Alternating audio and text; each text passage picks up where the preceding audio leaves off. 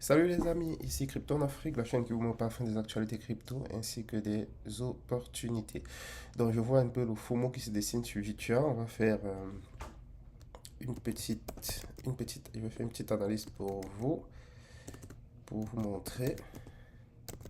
Vous avez vu les influenceurs que vous avez dit que ils se moquaient de nous, hein, parce que nous supportaient les agents AI et quand ça s'est cassé la gueule, ils se moquaient tous de nous. Donc vous pouvez prendre ça, peut-être ça c'est les extensions de Fibonacci, ça peut vous aider.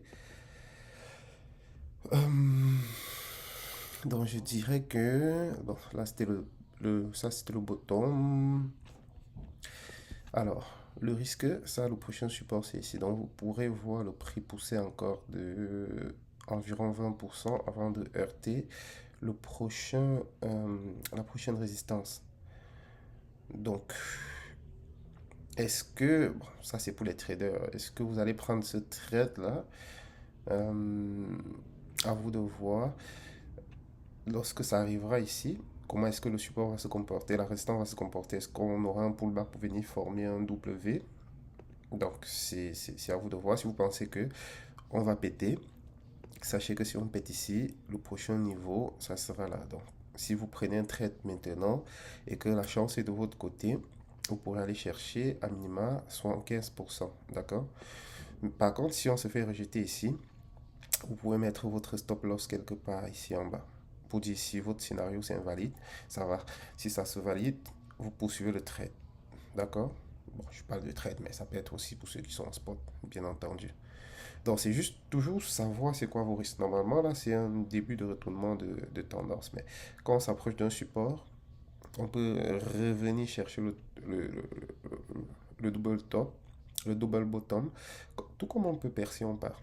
Donc, si vous prenez le trade ici, c'est pas si mauvais que ça. Moi, je ne le ferai pas. D'accord? Moi, j'ai pris le trade ici. Donc, si vous le prenez ici, à vous de voir. Donc, c'est pas si mauvais que ça, sauf si vous allez être rigoureux. Donc, vous allez suivre, vous allez avoir des zones d'invalidation. Donc, vous allez attendre que ça arrive ici. Soit ça arrive ici, vous prenez les bénéfices. Comme ça, si ça s'invalide, vous coupez. Soit vous ne prenez pas les bénéfices lorsque ça arrive ici, mais vous mettez plutôt un stop loss quelque part ici, autour de 1,25. Comme ça, si ça revient euh, pour descendre ici, bah, vous coupez votre truc, sachant que, voilà, même si ça descend ici, c'est plus votre problème, vous êtes déjà sorti. D'accord? Donc, ça, c'est le premier point. Le deuxième point, c'est que lorsque vous avez un écosystème comme euh, virtuel comme ça, qui est en ébullition, vous pouvez profiter en ayant fouillé dans son écosystème. Ça, j'ai déjà montré plusieurs fois, mais je vais encore vous montrer parce qu'il y a des nouveaux, d'accord? Donc, vous venez dans son écosystème. Qu'est-ce que vous allez faire? Vous allez repérer ceux qui avaient vraiment explosé, avaient suivi Virtual à chaque fois. Ok? Donc, ça va vous prendre un peu un casse-tête, mais vous allez fouiller, vous allez fouiller, vous allez fouiller. Ne prenez pas les tout nouveaux qui viennent de sortir. Il y a plus de chances que vous faites scam parce que la hype est revenue, d'accord? Donc, vous prenez un comme Luna, par exemple, si je me souviens, lui, il avait fait de l'effet. Donc, allez regarder ça. Vous voyez quand c'était monté, il est monté, etc. Bon, la correction, est-ce que c'est en train de reprendre? Euh, donc, essayez de checker ça et puis à chacun d'y aller selon son pronostic. Donc, pour ma part, on est juste en train de reprendre la, la saison des agents